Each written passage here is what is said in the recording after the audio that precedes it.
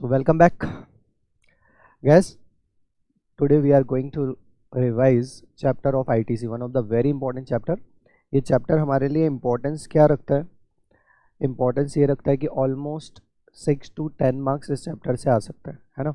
और ये theory as well as practical दोनों पर्पस के लिए चैप्टर इंपॉर्टेंट है. दैट इज़ द रीज़न आपको इसे थॉरोली पढ़ के जाना है. ठीक है, कुछ पॉइंट्स ऐसे हैं जो हम छोड़ सकते हैं, बट बाकी सारे पॉइंट्स तो हमें पढ़ने ही हैं, है ना. आईटीसी की चैप्टर की बात करें तो सीजीएसटी एक्ट के सेक्शन 16 to 21 तक के जो प्रोविज़न है, that one is towards input tax credit. Okay, इसमें से पहला प्रोविज़न जो आपका सेक्शन 16 है, that is eligibility criteria. 17 is nothing but the apportionment and block credit के बारे में बात करता है. 18 कुछ स्पेशल सर्कमटेंसेस के बारे में बात करता है. 19, 20 एंड 21 ये तीनों प्रोविज़न आपके सिलेबस का पार्ट नहीं है, सीए फाइनल में आपको पढ़ना पड़ेगा. 19 जो है basically it's towards the job working. 20 and 21 towards the ISD मतलब इनपुट सर्विस डिस्ट्रीब्यूटर. और चैप्टर अलॉन्ग विद द आपको रूल्स पढ़ने हैं. एक एक करके हम बात करना स्टार्ट करते हैं. सबसे पहले हम 16 पढ़ेंगे, फिर 17, 18, 19. ओके, सबसे पहला जो प्रोविज़न पढ़ाने रहने वाले हैं, उस प्रोविज़न को पढ़ने के पहले उसका थोड़ा बहुत बैकग्राउंड देख लेते हैं. What exactly a meaning of ITC. तो ITC is nothing but that is a mechanism to avoid cascading effect. Cascading effect मतलब टैक्स ऑन टैक्स का जो लगता है उसे अवॉइड करने के लिए हम प्रीवियस इनवर्ड सप्लाई के ऊपर जो भी हमने टैक्सेस पेड किए उसका क्या दे देते हैं, क्रेडिट. Is it clear? बात समझ में आई यहाँ तक? Next point, ITC means taxes paid on the inward supply of goods और सर्विस और बोथ. अच्छा, व्हाट आर द टैक्सेस जो हम पे करने वाले हैं? वैसे तो हम बहुत सारे टैक्सेस पे करेंगे, बट यहाँ पर जो क्रेडिट आपको मिलने वाला है, that one is only up to the extent of GST. मतलब सीजीएसटी, एसजीएसटी, यूटीजीएसटी और आईजीएसटी. तो वो जो आप पे करोगे इंक्लूडिंग जीएसटी कंपनसेशन सेस, उसका क्रेडिट भी मिलता है subject to certain condition, but ठीक है, मिलता है क्रेडिट. ठीक है, बात में. तो input tax credit is nothing but the mechanism to avoid cascading effect. Point number 1. Point number 2, ITC is nothing but the taxes paid on the inward supply of goods और सर्विस और both. Clear है यहाँ तक? अब question arise हुआ कि ये inward supply क्या होता है. तो inward supply can be bye way of acquisition, purchase, whatever it may be, है ना. आप जो भी आपकी इनवर्ड सप्लाई आ रहे हो उसके ऊपर आपने जो भी टैक्सेस पेड किए, चाहे वो इनवर्ड सप्लाई गुड्स की हो या सर्विस की हो. बात समझ में आएंगे यहाँ तक? अब इनवर्ड सप्लाई गुड्स की भी हो सकती है, सर्विस की भी हो सकती है. Goods can be capital goods, it can be input. अब इनपुट क्या होता है, कैपिटल गुड्स क्या होता है, इनपुट सर्विस क्या होता है? पहली डेफिनेशन स्टार मार्क कर लीजिए, इंपॉर्टेंट है एग्जाम पर्पस के लिए. फर्स्ट डेफिनेशन इनवर्ड सप्लाई की आपको स्टार मार्क करना है, इंपॉर्टेंट है एग्जाम पर्पस के लिए. डेफिनेशन क्या बोल रही है? Capital goods is nothing but the goods which are capitalised in the books of accounts and used और बोलो और intended to be used in the course of और फर्दरेंस ऑफ बिजनेस. देखो ये वाला जो पॉइंट है ना, ये पॉइंट तीनों के लिए कॉमन है. ठीक है, डेफिनेशन बहुत इजी है, एग्जाम में आ सकती है. कैपिटल गुड्स की जो डेफिनेशन हमें बोली गई है वो डेफिनेशन क्या है कि goods which are capitalise in the books of accounts. तो आपने किसी भी गुड्स को अपने बुक्स ऑफ अकाउंट्स में कैपिटलाइज किया तो वो आपके लिए कैपिटल गुड्स है. बात खत्म हो गई. ठीक है, कैपिटल गुड्स को छोड़ के बाकी जो कुछ भी बच जाते हैं वो सारे के सारे इनपुट है. That is goods other than the capital goods or consider as a input subject to condition it should be used और intended to be used in the course और फर्दरेंस ऑफ बिजनेस. अभी input service की बात करें तो input service तो बहुत ही simple रखा हुआ है. एनी सर्विसेज यूज्ड और intended to be used in the course और furtherance of business considered as a input service. और यदि आप कैपिटल गुड्स इनपुट या इनपुट सर्विसेज परचेस करके लाते हैं मतलब क्या, एज अ इनवर्ड सप्लाई लाते हैं, तो उसके ऊपर आपने जो भी जीएसटी पेड कर रखा है उसका आपको क्या मिल जाएगा, क्रेडिट मिल जाएगा. ठीक है, एक कॉमन बात यहाँ पर सब में क्या लिखी हुई, चाहे वो गुड्स हो, दैट इज चाहे वो कैपिटल गुड्स हो, चाहे वो इनपुट हो या इनपुट सर्विस हो, एक कॉमन बात क्या है, यूज्ड और intended to be used in the course और फर्दरेंस ऑफ बिजनेस. इसका मतलब यदि आप पर्सनल कंजम्पशन के लिए लाते हो तो आपको कोई क्रेडिट मिलने वाला नहीं. ये पहली डेफिनेशन जो हमारे लिए इंपॉर्टेंट, आई होप आप लोगों ने मार्क कर ली होगी. सेकंड डेफिनेशन जो आती है, second definition is towards input tax. ठीक है, इनपुट टैक्स के पहले, क्योंकि ये वाला चार्ट ना अब आपको वैसे भी मैंने आपको जब नॉर्मल वे में पढ़ाया था तभी ये चार्ट हमने डिटेल में देखा था, आज भी हम इसे देख सकते हैं. ये क्या बोल रहा है बेसिकली, गुड्स या तो आपने बुक्स में उसे कैपिटलाइज कर लिया होगा या फिर कैपिटलाइज नहीं किया होगा। यदि आपने उसे कैपिटलाइज कर लिया then it is considered as a capital goods, तो हम उसे क्या बोल देंगे, कैपिटल गुड्स हम बोलेंगे, ठीक है। और यदि हमने कैपिटलाइज नहीं किया then it is considered as a input, ठीक है। इन बोथ द केसेस, चाहे वो कैपिटल गुड्स है चाहे वो इनपुट है, क्रेडिट तो आपको 100% मिलेगा, क्रेडिट में कोई भी डिफरेंस नहीं है। अब बात को समझ लो, अर्लियर डेज में क्या होता था, जब कैपिटल गुड्स की बातें होती थी तो 50% करंट ईयर में 50% इन सब्सिक्वेंट ईयर मिलता था, बट आज की डेट में ऐसा कुछ भी नहीं है। आज की डेट में तो स्ट्रेट अवे, चाहे वो कैपिटल गुड्स हो चाहे वो इनपुट हो, in both the cases you will get 100% credit, you will get 100% credit. बात समझ में आएंगे यहाँ तक, क्लियर है। अब यदि मैं सब्सिक्वेंट सेल की बात करूँ, सपोज आपने इनपुट को सब्सिक्वेंटली सेल कर दिया, अब सेल कर दिया तो क्या होगा, जस्ट लाइक जैसे हम फिनिश गुड सेल करते हैं वैसे ही इनपुट के केस में आपको जीएसटी पे करना पड़ेगा। But in case of capital goods there is certain different situation. Why? Because capital goods को पहले हमने यूज़ किया होगा ना, यूज़ करने के बाद फिर हमने उसे सब्सिक्वेंटली बेचा है, तो यहाँ पर सेक्शन 18 वर्क करता है। और सेक्शन 18 क्या बोलता है कि GST payable or reduced ITC whichever is higher you need to pay to the government. Is it clear? बात समझ में? अच्छा, इसके बाद कैपिटल गुड्स, यदि आपका कैपिटल गुड्स यूज किया जा रहा है for exempted as well as taxable supply, या इनपुट यूज किया जा रहा है for exempted as well taxable supply, उस पर्टिकुलर सिचुएशन में आपको आईटीसी अपोर्शन करना पड़ेगा। If used for exempted and taxable supply, ठीक है। तो रूल 43 और 42 यूज हो सकता है, ठीक है। 43 for capital goods and 42 for input, आगे हम देखेंगे डिटेलिंग में इसका, ठीक है। और refund in case of supply to export और एसईजेड, कैपिटल गुड्स का तो कोई रिफंड नहीं मिलने वाला, वह because capital goods directly associated नहीं है। बट इनपुट को हम 1 to 1 एक्सपोर्टेड गुड्स के साथ क्या कर सकते हैं, लिंक कर सकते हैं। दैट इज द रीजन कि एक्सपोर्टेड गुड्स के रिस्पेक्ट में जो आपने इनपुट यूज किया उसका क्रेडिट का आपको क्या मिल जाता है, रिफंड मिल जाता है। बट ये आपके अभी हाल फिलहाल काम का नहीं है। हाँ, ये दोनों बातें जो हमने पहले पढ़ी वो आपके लिए वर्किंग में आ सकती है। अब यदि मैं इनपुट टैक्स की बात करूं तो इनपुट टैक्स मतलब क्या है? इनपुट टैक्स वैसे तो नॉर्मली जो हम फॉरवर्ड चार्ज मैकेनिज्म में हमने जो जीएसटी ऑलरेडी अपने इनवर्ट सप्लाई के ऊपर पे करके आया उसका हमें क्रेडिट मिलेगा, ये एकदम क्लियर है बात? हाँ जी सर, ये तो क्लियर है। बट जो हम रिवर्स चार्ज में पे करते हैं क्या उसका भी क्रेडिट मिलेगा? ऑफ कोर्स मिलेगा। भले ही आरसीएम में मैंने खुद ने टैक्स पे किया बट मेरे लिए वो सप्लाई तो इनवर्ट ही है ना, और इनवर्ट सप्लाई के ऊपर यदि मैं जीएसटी पे कर रहा हूँ तो मुझे उसका क्रेडिट मिलना चाहिए, तो सिंपली उसका क्रेडिट भी मिलेगा। हाँ मिलेगा। अच्छा, क्या इंपोर्ट के ऊपर यदि मैं आईजीएसटी पे करता हूँ तो उसका भी क्रेडिट मिलेगा? हाँ मिलेगा। तो बेसिकली आपको क्रेडिट मिलेगा किस किस का? तो हमने क्या बोला, taxes paid under forward charge mechanism, taxes paid under reverse charge mechanism, ठीक है, IGST paid in respect of import, this all are eligible for the purpose of ITC. इन सबको इनपुट टैक्स मान लेते हैं, सब्जेक्ट टू कंडीशन, बाकी condition satisfied है, blocked ना हो तो आपको इसका क्रेडिट मिल जाएगा, ठीक है। However excluded amount paid under composition scheme. Composition scheme में यदि आप कोई अमाउंट पे कर रहे हो तो उसका कोई क्रेडिट आपको मिलने वाला नहीं है। Is it clear? बात समझ में आई? बात समझ में आई? अच्छा, इनपुट टैक्स में यहाँ पर कंफ्यूजन क्या होता है पहले आप समझ लो। कंफ्यूजन क्या होता है, मैंने आपसे क्या कहा कि इनपुट टैक्स क्रेडिट जो हमें मिलने वाला है वो जो हमने इनवर्ट सप्लाई में जीएसटी पेड किया है फॉरवर्ड चार्ज मैकेनिज्म में उसका मिलेगा। इनवर्ट सप्लाई में हमने खुद ने जो आरसीएम में जीएसटी पेड किया उसका भी क्रेडिट मिलेगा, और आईजीएसटी हम जो पेड करते हैं इंपोर्ट के ऊपर उसका भी आपको क्रेडिट मिल जाता है। वेरी गुड, यहाँ तक सारी बातें क्लियर थी। बट जब आगे चल के मैं आपको एग्जाम सप्लाई पढ़ाता हूँ तो मैं आपको क्या पढ़ाता हूँ कि यदि आपकी आउटवर्ड सप्लाई रिवर्स चार्ज में कवर है then it is considered as a exempt supply. और क्योंकि आपकी सप्लाई एग्जम्प्ट है इसका मतलब क्या होगा कि आपको क्रेडिट का बेनिफिट नहीं मिलेगा। अच्छा, यहाँ पर जो मैंने आपको पढ़ाया है और वहाँ पर जो बात मैं करता हूँ दोनों में बहुत ज़्यादा डिफरेंस है। एक में हमारे आउटवर्ड सप्लाई की बात हो रही है, एक में हमारे इनवर्ड सप्लाई की बात हो रही है।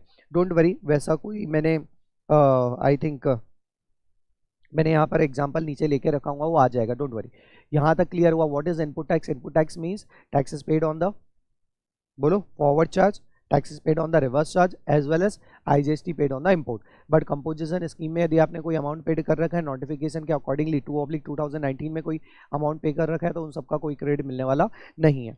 और अगेन इससे भी ज़्यादा इंपॉर्टेंट अब जो डेफिनेशन आ रही है that is input tax. Again स्टामा करिएगा, very important definition for exam point of view. In exempt supply, कौन सी डेफिनेशन इंपॉर्टेंट है एग्जाम सप्लाई की।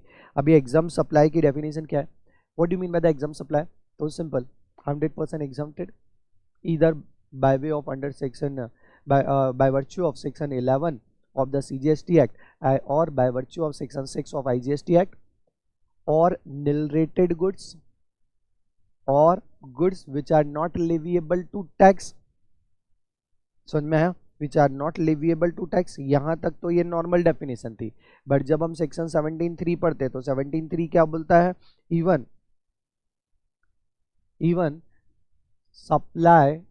Supply covered under reverse charge is also considered as exempt supply. कहने का मतलब आप समझ पा रहे हो, इसका मतलब ये हो रहा है कि यदि आपकी आउटवर्ड सप्लाई रिवर्स चार्ज में कवर है तो आपको तो कोई टैक्स पे करना ही नहीं, आपका तो रिसिपेंट पे करेगा। तो हमने कहा उससे क्या कंसीडर कर लो आप, एग्जाम सप्लाई। एग्जाम सप्लाई में क्या क्या कवर हो रहा है, चलो बताओ फटाफट। एग्जाम सप्लाई इंपॉर्टेंट डेफिनेशन है, एग्जाम सप्लाई में हम क्या क्या कवर करेंगे। सबसे पहले 100% एग्जाम, पार्टली एग्जाम कंसीडर नहीं होगा, 100% जो एग्जाम है वही कंसीडर होता है, या तो सेक्शन 11 ऑफ CGST, ठीक है, या फिर सेक्शन 6 ऑफ IGST। अच्छा, SGST के बारे में हम बात नहीं करते क्योंकि हर स्टेट में प्रोविजन अलग अलग होंगे, ठीक है। 100% एग्जाम। दूसरा हम क्या बोलते हैं, निल रेटेड, जितने भी निल रेटेड गुड्स हैं जिसके रिस्पेक्ट में गवर्नमेंट ने रेट ऑफ टैक्स निल लिख रखा है, that one is also exempt from GST। Next point की यदि बात करें तो goods on which GST not leviable. अब ये कौन से गुड्स हो जाएंगे, तो यहाँ पर हमने ऑलरेडी बात कर रखी है, अल्कोहलिक लिकर 5 पेट्रोलियम प्रोडक्ट और क्या, money. This is considered as supply not liable for GST या not leviable under GST not leviable. Example लिखना चाहो तो लिख सकते हो आप, क्या क्या लिखेंगे, alcoholic liquor for human consumption, ठीक है, और क्या लिख सकते हैं, 5 पेट्रोलियम प्रोडक्ट। आज की डेट में उसके ऊपर भी GST लेविएबल है क्या, नहीं है। ओके, ये तो आपका एग्जाम सप्लाई की डेफिनेशन यहाँ पर कंप्लीट हो गई। एग्जाम सप्लाई की डेफिनेशन वापस से मैं रिपीट कर रहा हूँ, एग्जाम सप्लाई की डेफिनेशन यहाँ पर कवर हो गई, ठीक है। बट थोड़ा सा यदि हम बियॉन्ड जाते हैं और हम सेक्शन 17(3) की बात करते हैं, तो as according to section 17(3) there are certain supply treated as exempted supply, तो वो भी हमें पढ़नी पड़ेगी। हाँ जी, और उस सीरीज में सबसे पहले बोलता है कि यदि आपकी सप्लाई RCM में कवर्ड है, ये किसके पॉइंट ऑफ व्यू से बात हो रही है, सप्लायर। मतलब क्या, सपोज ये हमारा सप्लायर है, ये इसकी इनवर्ड सप्लाई है, ये इसकी आउटवर्ड सप्लाई है, और यदि आउटवर्ड सप्लाई RCM में कवर्ड है तो इस सप्लाई को मैं क्या मान लूंगा, एग्जाम। और क्योंकि इसको एग्जाम मान लिया तो इसके ऊपर जो भी हमने GST पेड किया होगा उसका कोई क्रेडिट हमें मिलेगा क्या, नहीं, ये बोल रहा हूँ, ठीक है। यहाँ पर जो बात हो रही है वो सप्लायर के पॉइंट ऑफ व्यू से हो रही है। आपने ऊपर जो इनपुट टैक्स में बात की थी, मतलब यहाँ पर जो आपने बात की थी वो क्या बात की थी, कि आपका ये सप्लायर है और सप्लायर की ये इनवर्ड सप्लाई है, ये आउटवर्ड सप्लाई के ऊपर GST पेबल है इन फॉरवर्ड चार्ज मैकेनिज्म, मतलब नॉर्मल केस है। हाउएवर इनवर्ड सप्लाई के ऊपर हमने GST पेड किया है अंडर RCM, तो क्या इसका क्रेडिट मिलेगा, गवर्नमेंट बोलती है हाँ जी हम क्रेडिट देंगे, बिल्कुल देंगे, क्यों नहीं देंगे, खून दे रहे हो, आज़ादी तो मिलनी चाहिए, सिंपल सा कंसेप्ट था, याद हो आपको तो यही बताया था ना मैंने, खून दो आज़ादी लो। समझ में है यहाँ तक। तो अब हमारे लिए एग्जाम सप्लाई में 17(3) की यदि मैं बात करूँ तो सेक्शन 17(3) से क्या क्या आएगा, पहला तो क्या आ जाएगा, RCM रिवर्स चार्ज मैकेनिज्म, दूसरा security services and third land and building. इन तीनों केसेस को भी हम एग्जाम सप्लाई मान लेते हैं for the purpose of ITC, ठीक है। बात समझ में आई क्या यहाँ तक, एनालिसिस आपको क्लियर होना चाहिए क्योंकि ये बहुत इंपॉर्टेंट पार्ट है, ठीक है। अब what is the difference between exempted and zero rated, ये कभी कभी आया है एग्जाम में, not that much important but आ सकता है, आएगा तो आपको पता होना चाहिए डिफरेंस क्या है, तभी आप लिख पाओगे। देखो exempt supply as well as zero rated supply, दोनों ही केसेस में जो आपकी आउटवर्ड सप्लाई होती है वो GST फ्री होती है। GST फ्री होती है मतलब एग्जाम सप्लाई में आपका GST एग्जाम्प्ट होता है और जीरो रेटेड में आपका GST जीरो होता है, ठीक है।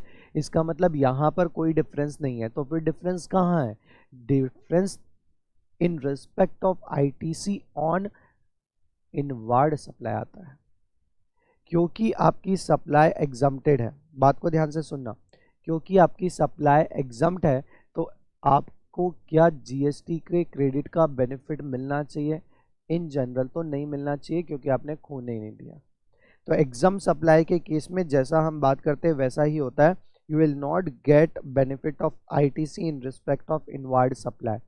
हाउएवर इसका ठीक अपोजिट जीरो डेटेड सप्लाई में होता है, and you will get the benefit of ITC in respect of inward supply even though your outward supply is not taxable।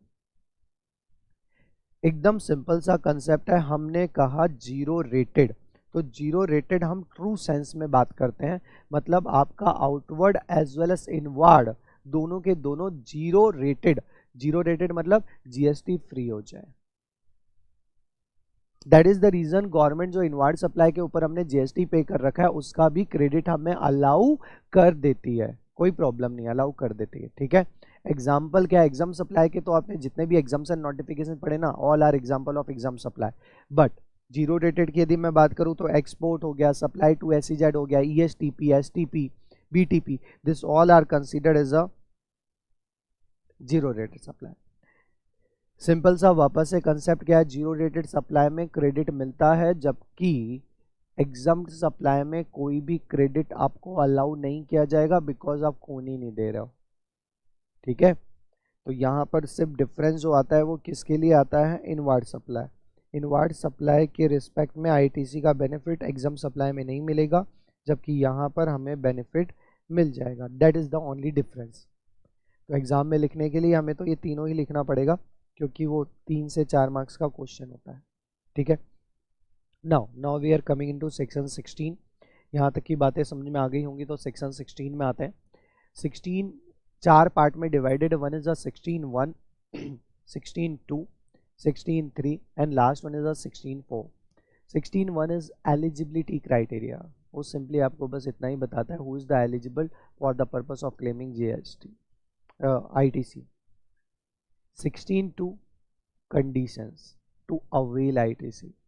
हमने 16(1) में ना सिर्फ ये बोला हुआ है कि आईटीसी के लिए ये पर्सन एलिजिबल है, बट उन्हें आईटीसी मिलेगा कब, अवेलमेंट कब होगा? Subject to condition prescribed under section 16(2).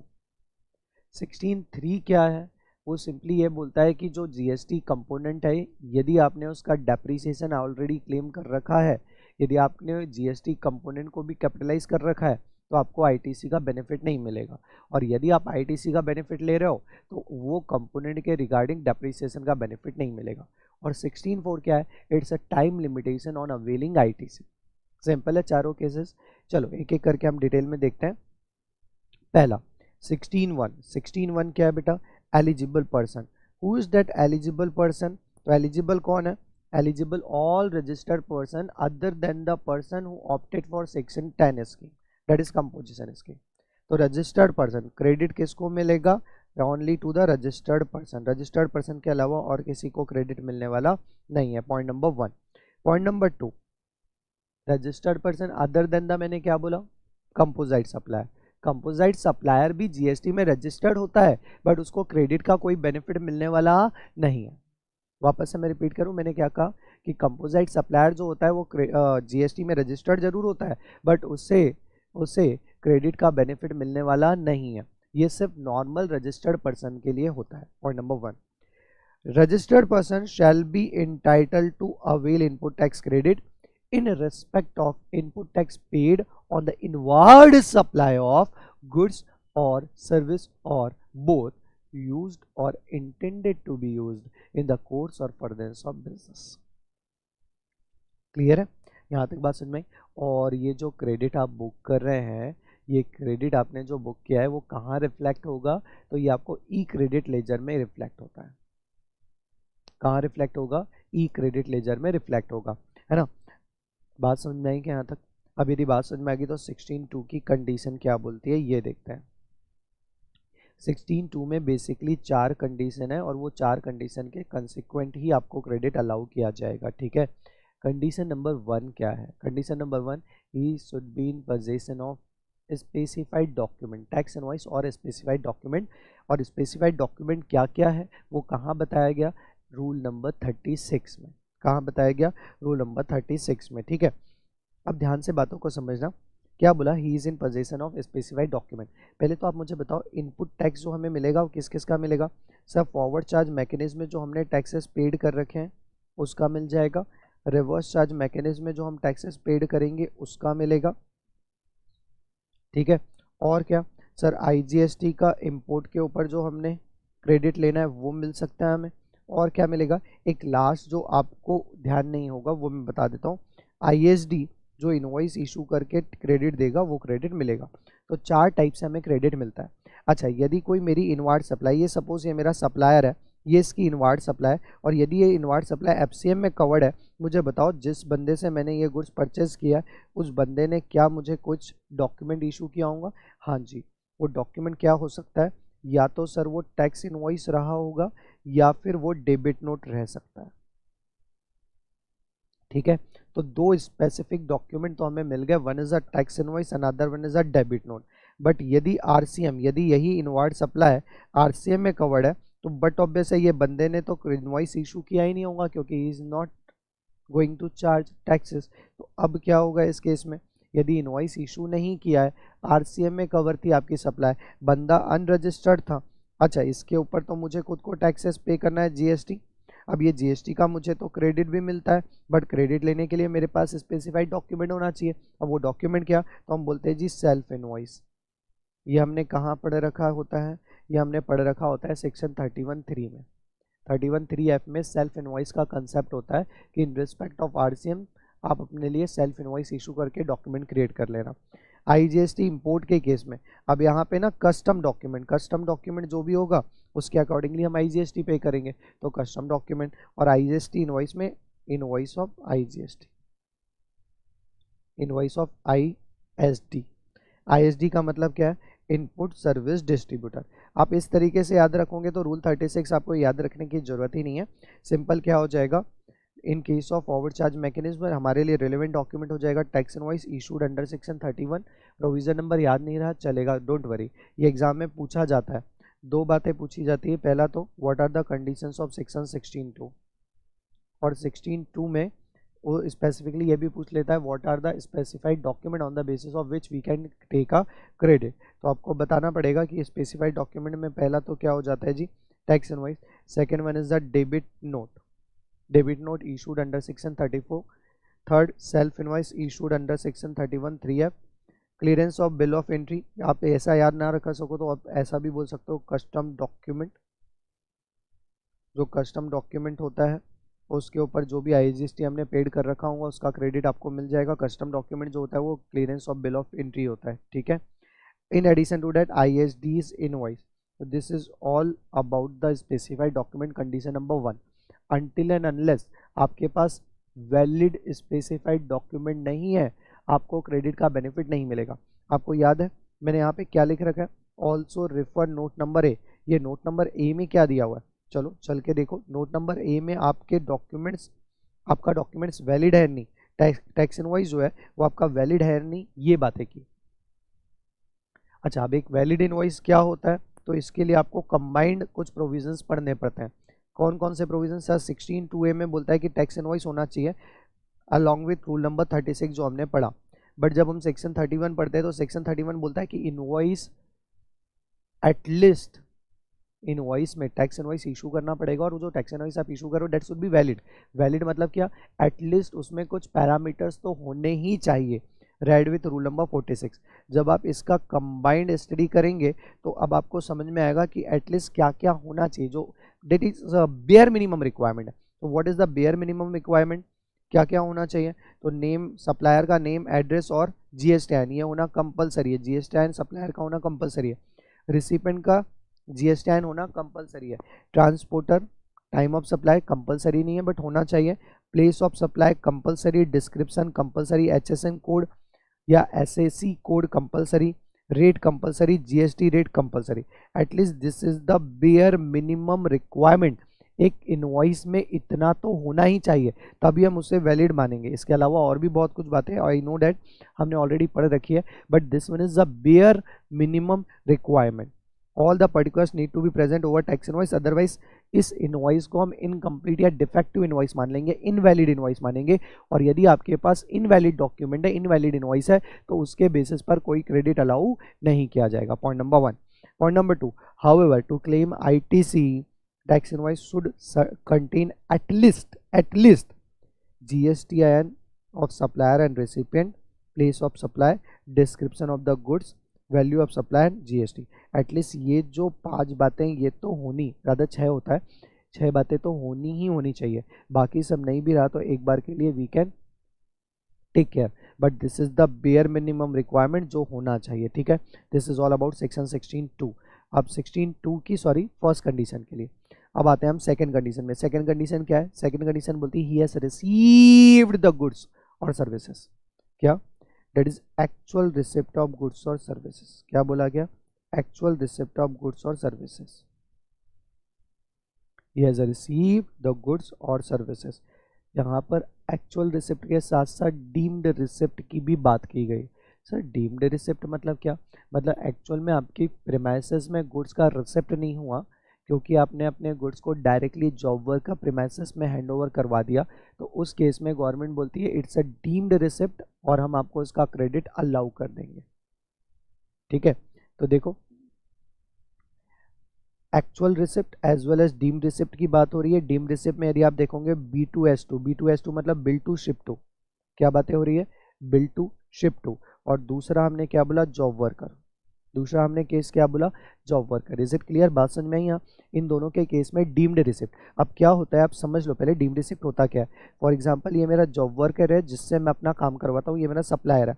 Normal case क्या बोलता है कि जो भी आपकी इनवॉइस सप्लाई होगी that should be receipt in your premises, तो हम इसका आपको क्रेडिट अलाउ कर देंगे। अब हुआ क्या, क्योंकि मेरे जो गुड्स थे उसके ऊपर वर्किंग जॉब वर्कर ही करने वाला था, मेरे पास आएगा फिर मैं उसे भेजूंगा। उससे बढ़िया मैंने कहा सुनो supplier directly send that goods to the job worker on my behalf, वो मेरे बिहाफ में डायरेक्टली भेज देगा। तो ये इनवर्ड सप्लाई मेरे प्रीमाइसेस में तो रिसिप्ट नहीं हुई, बट इसे डीम्ड रिसिप्ट मान के इसका भी ITC से अलाउ कर दिया जाएगा। क्या? Yes, this concept is known as job working और डीम्ड रिसिप्ट मानकर यहाँ पर क्रेडिट अलाउ कर दिया जाता है। पहला केस ये हो गया। दूसरा केस क्या है? ये महाराष्ट्र का हमारा सप्लायर है, ये सप्लायर छत्तीसगढ़ का है, ये सप्लायर गुजरात का है। मैंने गुजरात वाले सप्लायर को कहा कि मेरे भी आप में डायरेक्टली गुड्स किसको भेजो? B को। तो क्या ये गुड्स की रिसिप्ट मेरे पास कभी भी होने वाली है? नहीं। This concept is known as bill to ship to. मतलब बिल तो हम A को करेंगे बट शिप किसको करेंगे? B को। तो इस केस में डीम्ड रिसिप्ट मानकर आपको क्रेडिट अलाउ कर दिया जाएगा। This concept is known as bill to ship to concept. Is it clear? बात समझ में आई क्या बेटा? This concept is known as bill to ship to. अच्छा, यहाँ पर क्या बोला? He has received the goods और सर्विसेज। अब सपोज हमने पेमेंट कर दिया, गुड्स का रिसिप्ट भी हो गया, तो क्या ITC का बेनिफिट मिल जाएगा? ऑफ कोर्स मिलेगा। बट मैंने पेमेंट अभी तक नहीं किया है मगर गुड्स रिसिप्ट हो चुके हैं, subject to condition other condition satisfied, तो क्या क्रेडिट मिल जाएगा? हाँ मिल जाएगा, क्योंकि कंडीशन क्या है? He has received the goods और सर्विसेज। कहीं पर भी पेमेंट के बारे में कुछ बात हो रही है क्या? नहीं हो रही। अब यदि मैंने आपको कहा कि मैंने पेमेंट एडवांस में कर दिया, पेमेंट एडवांस में कर दिया, बट अभी तक सप्लाई गुड्स का नहीं हुआ, सप्लाई नॉट येट रिसीव्ड, तो इस केस में क्या होगा? ITC नहीं मिलेगा, स्ट्रेट अवे नहीं मिलेगा। क्यों नहीं मिलेगा? सप्लाई नहीं हुआ। बात समझ में आई? बात समझ में आई यहाँ तक? अच्छा, अब इसमें एक सुपर इंपॉर्टेंट कंडीशन क्या है कि यदि आपने पेमेंट नहीं किया है बट गुड्स का या सर्विस का रिसिप्ट हो चुका है और बाकी कंडीशन सेटिस्फाइड है, तो आपको क्रेडिट तो अलाउ कर दिया जाएगा immediately. However you need to make sure that you should make a payment to the supplier within 180 days from the date of invoice। क्या बोला मैंने? आपको ध्यान आया क्या? however recipient make sure that payment shall made within 180 days from the date of invoice। अच्छा, within 180 days payment नहीं किया तो क्या होगा? ज़्यादा कुछ नहीं होगा, आपने जो क्रेडिट अर्लियर डेज में बुक किया था वो रिवर्स हो जाएगा। मतलब you need to pay that much amount to the government along with the interest. यहाँ पे रिवर्सल का कंसेप्ट कैसा है? You need to pay to the government along with the interest. बात समझ में आई क्या? समझ में आया? अभी इसके एनालिसिस की यदि मैं बात करूं तो एनालिसिस नंबर 2 ये तो क्लियर हो गया ना, bill to ship to concept और जॉब वर्किंग, वापस से बात करने की जरूरत नहीं है ना। ओके चलो, अब यहाँ पर 180 डेज की जो मैंने आपको कंडीशन बताई है उसके बारे में हम डिस्कस करते हैं। देखो प्रोविजो टू सेक्शन 16(2) क्या बोलता है कि यदि सप्लायर ने क्रेडिट में गुड्स सप्लाई किया है, रेसिपेंट उसका क्रेडिट तो इमीडिएटली ले सकता है subject to all condition satisfied. हम ये एज्यूम कर रहे हैं कि चारों कंडीशन सेटिस्फाइड हो गई। चार कंडीशन कौन सी? He should be in possession of tax invoice. Second condition कौन सी है? ही हैज रिसीव्ड गुड्स और सर्विसेज। थर्ड कौन सी है? सप्लायर ने टैक्सेस पेड कर दिया। फोर्थ, हमने रिटर्न फाइल कर दिया, जीएसटीआर 3B का रिटर्न हमने फाइल कर दिया। अब जैसे ये चारों कंडीशन सेटिस्फाइड हुई, we are eligible to book the ITC. तो आईटीसी हम इमीडिएटली बुक कर लेंगे। हाँ जी, आईटीसी मैंने इमीडिएटली बुक कर लिया, बट गुड्स कैसे परचेस करके लाया था? क्रेडिट। अब ये प्रोविजो वर्क करता है। प्रोविजो क्या बोलता है कि आपको विद इन 180 डेज पेमेंट कर देना है आपके सप्लायर को from the date of invoice. जिस दिन आपका इनवॉइस इशू हुआ था वो इनवॉइस से 180 डेज के अंदर अंदर पेमेंट हो जाना चाहिए। अब दो केसेस हो सकते हैं, या तो 180 डेज के अंदर इंटायर पेमेंट हो गया, हमने बोला इंटायर पेमेंट हो गया विद इन 180 डेज, तो जो क्रेडिट आपने बुक किया वो वैसा ही बुक रहेगा, उसका अब और कोई इम्प्लीकेशन नहीं होगा, बात खत्म हो गई, केस क्लोज। सेकेंड सिचुएशन क्या हो सकती है? या तो आपने पेड नहीं किया, या पेड तो किया within 180 days but partly paid किया। तो अब क्या होगा? यदि आपने पेड ही नहीं किया विद इन 180 डेज, तो on the expiry of 180 days जो भी क्रेडिट आपने बुक कर रखा था, that credit that much amount along with the interest you need to pay to the government. और जब भी सब्सिक्वेंटली आप एक्चुअल में पेमेंट करेंगे तब वापस से आप अपना क्रेडिट बुक कर लेना। ठीक है, बात समझ में आई? अच्छा, इसमें मैंने क्या बोला? पार्टली पेड किया तो क्या होगा? तो प्रोपोर्शनेट क्रेडिट आपको क्या करना पड़ेगा? गवर्नमेंट को रिवर्स करना पड़ेगा अलॉन्ग विद द इंटरेस्ट। तो यहाँ पे मैंने वही लिखा हुआ है, if recipient fails to pay amount along with the tax within 180 days, then on the expiry of 180 days respective ITC। Why respective ITC? यदि मैंने प्रोपोर्शनेट पेमेंट कर दिया है तो उससे प्रोपोर्शनेट ITC ही आपका रिवर्स होगा। Respective ITC availed earlier shall be added in your output tax liability and you need to pay along with interest at the rate of 18% per annum। अब interest से कहां तक? जिस दिन फर्स्ट टाइम आपने ITC avail किया था, book किया था, वहां से लेके एक्चुअल डेट ऑफ पेमेंट था, उतना ITC आपको क्या करना पड़ेगा? उतना इंटरेस्ट आपको चार्ज करना पड़ेगा एट द रेट ऑफ 18%। और जब भी सब्सिक्वेंट आप पेमेंट करेंगे आफ्टर 180 डेज तो आपको क्रेडिट वापस से क्या हो जाएगा? रीबुक। और ये रीबुक के लिए 16(4) की कंडीशन एप्लीकेबल होती है क्या? नहीं होती। क्लियर है? बात समझ में आया क्या? However there is a 2 exception to that 180 days rule. 180 days के 2 एक्सेप्शन है, और वो 2 एक्सेप्शन कौन कौन से होते हैं? One is a supply under RCM। RCM में यदि सप्लाई किया है तो हमने टैक्सेस गवर्नमेंट को पे कर दिया, उन्होंने हमें क्रेडिट दे दिया। अब इसमें सप्लायर का कोई रोल नहीं है, हम पेमेंट करें ना करें, गवर्नमेंट का लुकआउट नहीं है। Okay, second, supply without consideration. अब विदाउट कंसीडरेशन में यदि मैंने सप्लाई किया है तो उसमें तो कंसीडरेशन पे ही नहीं करना ना, तो 180 डेज की कंडीशन का सवाल ही नहीं उठता। And third, that part of value of supply which was paid by recipient to the third party on behalf of the supplier. कि सप्लायर ने कहा कि मेरे बिहाफ में आप थर्ड पार्टी को पे कर देना, तो उसके बिहाफ में ही तो पे किया हुआ है ना। तो इवन दो डायरेक्टली हमने सप्लायर को पे नहीं किया विद इन 180 डेज, बट उसके बिहाफ में तो हमने थर्ड पार्टी को पे कर दिया, और जब पे कर दिया तो क्या क्रेडिट मुझे मिलना चाहिए? हाँ जी, बिल्कुल मिलना चाहिए। तो ये आपके 3 एक्सेप्शन होते हैं, एक्सेप्शन टू 180 डेज। ठीक है, second condition I hope clear होगी। सेकंड कंडीशन क्लियर है, तो now we are coming to third condition. Third condition क्या है? ये स्लाइटली डिफरेंट कंडीशन है, और जनरली हम इसे डीम टू बी सेटिस्फाइड मानकर प्रोविजनल बेसिस पे क्रेडिट ले लेते हैं, और सब्सिक्वेंटली फिर हम 2A 2B चेक करते हैं कि 2A में यदि हमारा क्रेडिट रिफ्लेक्ट नहीं हो रहा होगा तो फिर we need to reverse it. Condition क्या है पहले समझ लो, ये थोड़ी सी चेंज स्टोरी है। ये क्या बोलता है? Supplier paid taxes to the government. मतलब जिससे आपने गुड्स परचेस करके लाया उसने गवर्नमेंट को टैक्सेस पेड कर दिया है। This condition not in our control, this is in the control of the supplier. Supplier ने पे किया नहीं किया वो बताएगा ना, हमें कैसे पता चलेगा? ठीक है, तो सप्लायर कंडीशन क्या है? Supplier paid the taxes to the government, this one is not in the control of the recipient, but of course we need to check this condition. अब ये कंडीशन जो है प्रोविजनल बेसिस पे हम मानते हैं कि सप्लायर ने टैक्सेस पेड कर लिया होगा और हम ITC का बेनिफिट ले लेते हैं। ठीक है, बट इन सब्सिक्वेंट ईयर यदि सप्लायर ने पेड नहीं किया हुआ है, सब्सिक्वेंट पीरियड में हमें पता चलता है कि सप्लायर ने टैक्सेस पेड नहीं किया, then we need to reverse it. अब ये पता कैसे चलेगा? तो क्या हम सप्लायर से पूछेंगे? You can ask, but generally ऐसा नहीं होता। हम चेक करते हैं अपने 2A में। क्योंकि जब सप्लायर ने टैक्सेस पेड किया होगा तो वो आपके 2A में, GSTR 1 में फाइल किया होगा तो आपके 2A में रिफ्लेक्ट करेगा, ठीक है, और सब्सिक्वेंटली उसने पेड कर दिया तो आपको बेनिफिट मिलेगा। अब देखो होता क्या क्या यहाँ पे मैंने लिखा है red with section 41 provisional basis पे आईटीसी बुक कर लेते हैं, बट वो सब आपको ध्यान नहीं देना बिकॉज 41 का प्रोविज़न आपके सिलेबस में हाल फिलहाल नहीं है। जो प्रोविज़न आपके सिलेबस में उसके बारे में बात करते हैं। देखो ये आपका सप्लायर है, रिस्पॉन्सिबिलिटी किसकी है टैक्सेस पेड करने की, सप्लायर की। तो सप्लायर ने टैक्स पे किया है नहीं पे किया इसकी बातें हो रही है, ठीक है। 16(2)(c) taxes paid by the supplier, हमने इनवार्ड सप्लायर है, जीएसटी हमने पेड कर दिया, टैक्स इनवॉइस हमारा इशू हो चुका है, थोड़ा सा ध्यान दीजिएगा, टैक्स इनवॉइस हमारा इशू हो चुका है, गुड्स का रिसिप्ट हो चुका है। अच्छा लास्ट क्या है कि GSTR 3B हमने फाइल कर दिया, तो ये 3 कंडीशन हमारे फेवर में, हमारे कंट्रोल में, ये तीनों कंडीशन सेटिस्फाइड हो चुकी। चौथी कंडीशन होती है taxes paid by the supplier. जब ये चारों कंडीशन सेटिस्फाइड होती है then only you are eligible to book the ITC credit. Basically होता क्या है कि जो क्रेडिट हम अवेल करते हैं वो अपने 3B में ही रिफ्लेक्ट करते हैं ना, तो यही रीजन है कि वो क्या बोलता है कि आपने रिटर्न फाइल कर दिया, रिटर्न फाइल कर दिया मतलब ITC अवेल करने के लिए एलिजिबल, ठीक है, ITC हम रिटर्न के थ्रू ही अवेल करते हैं। अब होता क्या है, जैसे केस 1 जब सप्लायर सप्लाई करता है तो वो क्या फाइल करेगा, GSTR 1 फाइल करेगा, ठीक है। GSTR 1 क्या है, डिटेल्स ऑफ आउटवर्ड सप्लाई। अच्छा ये जो GSTR 1 है ये इसके GSTR 2A में रिफ्लेक्ट करेगा,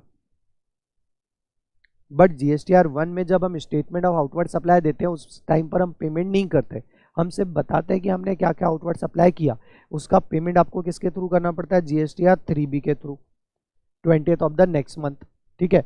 GSTR 1 का फाइल करना 11th of the next month, आपके बुक इस लैंग्वेज में 10th of the next month, actual में 11th है, ठीक है। और GSTR 3B जो है वो कब फाइल करना है, 20th of the next month. GSTR 1 जब मैं फाइल करता हूँ तो GSTR 2A ऑटो पॉपुलेटेड होता है और मुझे बताता है रिसिपेंट, मेरे रिसिपेंट को बताता है कि आपके सप्लायर ने आपकी जो इनवार्ड सप्लाई है वो रिफ्लेक्ट करवा दी है, ठीक है।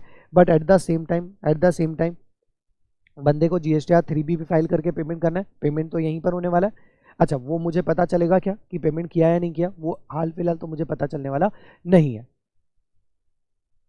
तो मैं क्या करता हूँ प्रोविजनल बेसिस पे क्रेडिट बुक कर लेता हूँ। बाद में सब्सिक्वेंट पीरियड में जब मुझे पता चलता है, GSTN मुझे बताता है कि वो बंदे ने पेमेंट तो किया ही नहीं, अब पेमेंट नहीं करेगा तो मुझे क्रेडिट क्या करना पड़ेगा, रिवर्स। तो चलो पढ़ते हैं केस नंबर 1 कि बंदे ने GSTR 1 भी फाइल किया और GSTR 3B भी फाइल किया, प्रोविजनल बेसिस पे मैंने ITC बुक किया होगा और वो प्रोविजनल बेसिस पे जो मैंने ITC बुक किया होगा वही फाइनल हो चुका होगा, why, because all condition satisfied. Case number 2 GSTR 1 file किया बट GSTR 2A फाइल नहीं किया, अब होगा क्या, देखो प्रोविजनल बेसिस पे तो मैं अपना क्रेडिट बुक कर लूंगा क्योंकि मेरे GSTR 2A में भी ये रिफ्लेक्ट हो रहा है, ठीक है। बट बंदे ने GSTR 3B फाइल नहीं किया, इसका मतलब ये जो कंडीशन थी 16(2)(c) की, ये कंडीशन हमारी क्या हो जाएगी, नॉट सेटिस्फाइड। और जब ये कंडीशन मेरी सेटिस्फाइड नहीं होगी तो अब प्रॉब्लम क्या होगा, कंडीशन सेटिस्फाइड नहीं हुई, ITC तो मैं पहले प्रोविजनल बेसिस पे ऑलरेडी बुक कर चुका, बट जैसे ही मुझे पता चलेगा कि बंदे ने टैक्सेस पेड नहीं किया तो वो ITC अब मुझे रिवर्स करना पड़ेगा, रिवर्स मतलब अब उसकी रिकवरी होगी, रिकवरी मतलब we need to pay to the government as added in your output tax liability along with the interest. Clear है बात समझ में। अब थर्ड केस क्या आता है, हमने GSTR 1 फाइल नहीं किया बट GSTR 3B फाइल कर दिया, अब इसमें प्रॉब्लम क्या होगी, अगेन प्रोविजनल बेसिस पे तो आप ITC बुक कर लोगे बट आपके 16(2) सेक्शन 16 की सारी कंडीशन सेटिस्फाइड है मगर आपके 2A में रिफ्लेक्ट ही नहीं हो रहा। अब 2A में रिफ्लेक्ट ही नहीं होगा तो गवर्नमेंट क्या बोलेगी, हम ITC कैसे दें, मतलब अब यहाँ पे क्या काम आने वाला है पता है, rule number 36(4) that is a restricted ITC, जिसमें हम क्या बोलते हैं, you need to make a recovery of that ITC, मतलब GSTR 1 as well as GSTR 3B दोनों फाइल होगा then only you are eligible to book the credit, और वही क्रेडिट आपका फाइनल हो जाएगा। एलिजिबल तो आप पहले भी थे खैर, बट वो प्रोविजनल क्रेडिट आपका क्या हो जाता है, फाइनल। अब यदि आपने ना GSTR 1 फाइल किया ना 3B फाइल किया, प्रोविजनल बेसिस पे बुक कर लो बट पूरी रिकवरी आपको आ जाएगी, तो पहले ही केसेस में आपका ITC जो आपने बुक किया वो फाइनल होता है, बाकी सारे केसेस में क्या होने वाले हैं, recovery recovery and only recovery. सुन में, बट पहला केस क्या है कि 1 और 3B आपने दोनों प्रॉपरली फाइल किया है, तो जो प्रोविजनल ITC हमने बुक किया था उसका क्रेडिट जो क्रेडिट है वो फाइनलाइज हो जाएगा, कोई इम्पैक्ट नहीं आएगा। क्लियर है? आजकल की डेट में लोग क्या करते हैं, लोग पहले 2A में चेक करते हैं कि रिफ्लेक्ट कर रहा है नहीं कर रहा, तो हम GSTR 1 को टेक केयर कर लेते हैं। अब 3B बंदे ने फाइल किया नहीं किया ये तो हम आइडेंटिफाई कर नहीं सकते, बट हम उससे डिटेल्स बुलवाते हैं। जब तक वो 3B हमें भेज नहीं देता तब तक हम उसको लेते भी नहीं, ताकि इंटरेस्ट लाइबिलिटी अननेसेसरी ना आए, रिवर्स करने की नौबत ही ना आए, और हम उसका तब तक पेमेंट भी रोक के रखते हैं। आजकल लोग ऐसा करते हैं, ठीक है। बट ठीक है, सबके अपने अपने फाइनेंशियल टर्म्स रहते हैं, जैसे भी वो वर्किंग करें। हमें तो मुद्दा ये है कि कंसेप्ट क्या है। लास्ट कंडीशन क्या है 16(2)(d) की? 16(2)(d) की condition he furnish the return under section 39। अब 39 का रिटर्न कौन सा है? ये बात कर रहा है बेटा GSTR 3B। GSTR 3B जो हमारा रेगुलर रिटर्न है कि 20th of the next month जो हम रिटर्न फाइल कर रहे हैं वो रिटर्न आपने फाइल कर दिया है। यदि फाइल कर दिया है, यदि ये चारों कंडीशन सेटिस्फाइड हो जाती है, then you are eligible to book the condition. Suppose आपने 3B फाइल प्रीवियस मंथ का नहीं किया तो आगे के मंथ के लिए भी आपका ब्लॉक हो जाएगा। मीन्स पहले आपको प्रीवियस मंथ का डिफॉल्ट करेक्ट करना पड़ेगा, तब जाके आप आगे मंथ का क्रेडिट रिटर्न फाइल कर पाओगे। क्लियर है? अच्छा, जब तक रिटर्न फाइल नहीं होगा तब तक क्रेडिट की बात नहीं होगी, क्योंकि क्रेडिट अवेल ही हम कैसे करते हैं? Bye filing a return. Clear है? अब यदि आपको समझ में आया तो 16(1) तो हमें क्या बोल रहा था कि रजिस्टर्ड पर्सन को क्रेडिट मिल जाएगा इन respect of taxes paid on inward supply of goods and oblique और सर्विसेज। ठीक है, if it is used in the course और फर्दरेंस ऑफ बिजनेस। 16(2) बोलता था, बट ये जो क्रेडिट आपको मिल रहा है ना, ये क्रेडिट सब्जेक्ट टू कंडीशन हुआ करता था, subject to condition prescribed under section 16(2). 16(2) में 4 कंडीशन है। 4 में पहली कंडीशन क्या है? ही should be in possession of the specified document red with rule number 36। Second condition क्या होती है? रिसीव्ड गुड्स और सर्विसेज इन द प्रेमाइसेस। ठीक है, अब यहाँ पे हमने एक जो कंसेप्ट पढ़ रखा है, that is a deemed receipt. Deemed receipt के बारे में हमने 2 केसेस पढ़े, one is a job working and other one is a billed to ship to. ठीक है, थर्ड कंडीशन जो होती है that one is a return, कौन सा? GSTR 3B फर्निश कर दिया। और लास्ट कंडीशन जो हुआ करती है that is nothing but the, बोलो, टैक्सेस पेड बाय सप्लायर। ये चारों कंडीशन के सेटिस्फाइड होने पर ही आपको क्रेडिट मिलेगा। ठीक है, अब ये चारों में से ये जो कंडीशन होती है इसको मैं बोलता हूँ कि प्रोविजनल बेसिस पे हम इसे सेटिस्फाइड मानकर ITC क्या कर लेते हैं? अवेल। बट यदि ITC फाइनलाइज होगा या नहीं होगा, ये इस बात के ऊपर डिपेंड करता है कि हमारे सप्लायर ने GSTR 1 एंड 3B दोनों फाइल किया है या नहीं। यदि किया है तो आपका ITC फाइनलाइज हो जाएगा, अदरवाइज रिकवरी आ जाएगी। क्लियर है? बात समझ में आई क्या? अच्छा, एक मुद्दा हमने यहाँ पे और देखा कि यदि आपने क्रेडिट में गुड्स परचेस करके लाया है तो 180 डेज़ का क्राइटेरिया भी आपको ध्यान रखना पड़ेगा। 180 डेज़ के अंदर अंदर आपका पेमेंट हो जाना चाहिए अलॉन्ग विथ GST। यदि पेमेंट नहीं होगा then you need to reverse it. अच्छा, वही प्रोविज़ो में एक और प्रोविज़ो जो बहुत इंपॉर्टेंट है, एग्जाम में फेवरेट आता ही है। क्या है proviso? If goods against invoice receipt in lots और इंस्टॉलमेंट्स, यदि आपके गुड्स इंस्टॉलमेंट में या लॉट्स में रिसिप्ट होते हैं देन ITC can be availed only on receipt of last lot. ये ध्यान रहेगा, ये इंपॉर्टेंट है, इस स्टार मार्क करना बेटा। वैसे सेक्शन 16(2) पूरा का पूरा इंपॉर्टेंट है, सेक्शन 16 ही इंपॉर्टेंट है, तो इसे बिना पढ़े मत जाना। 16 is very very very important. ITC के चैप्टर में क्या क्या इंपॉर्टेंट पता है तुम्हें?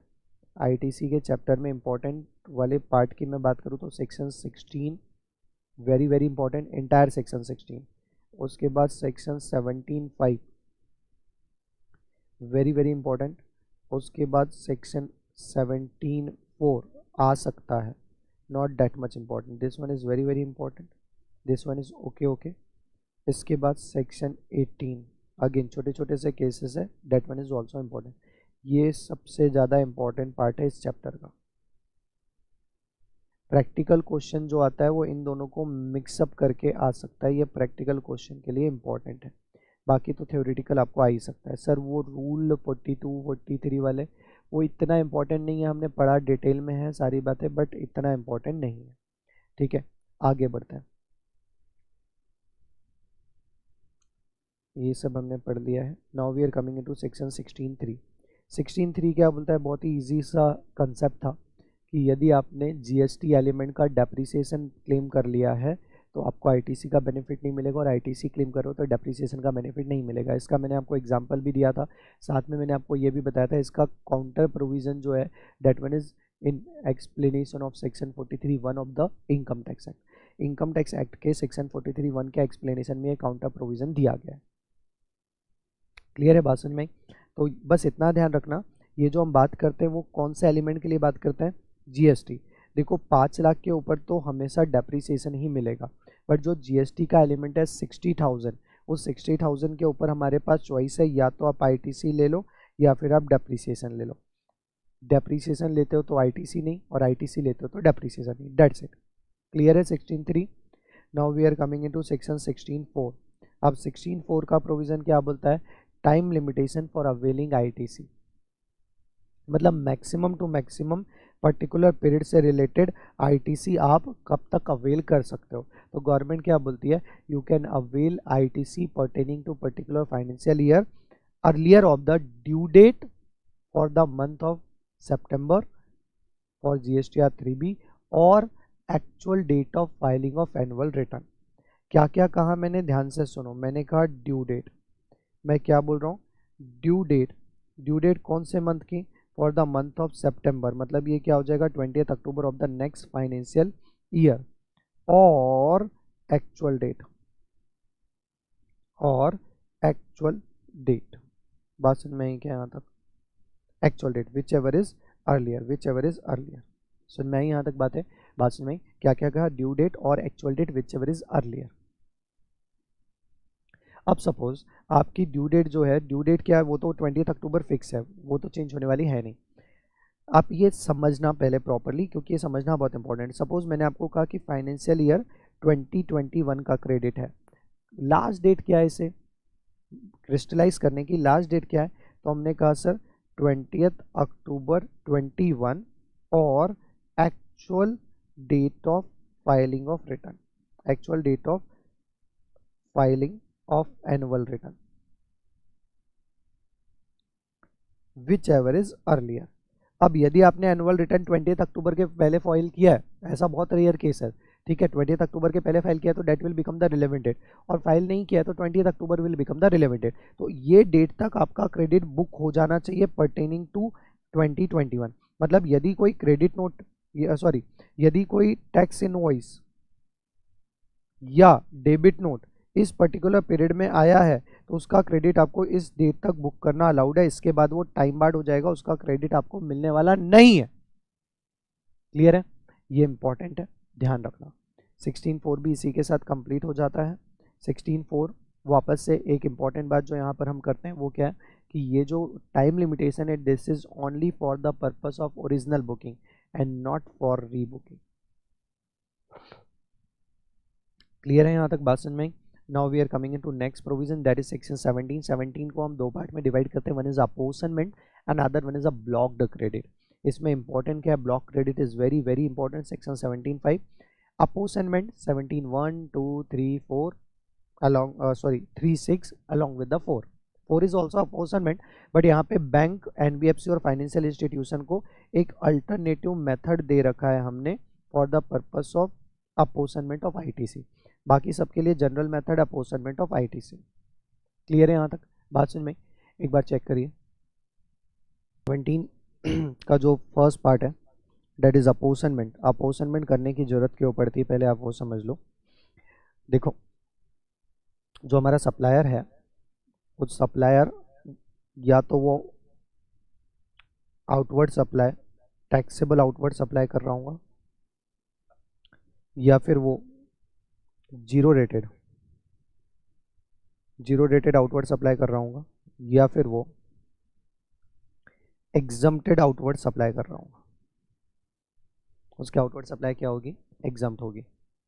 In all that 3 cases ITC का बेनिफिट हमें किस किस केस में मिलेगा?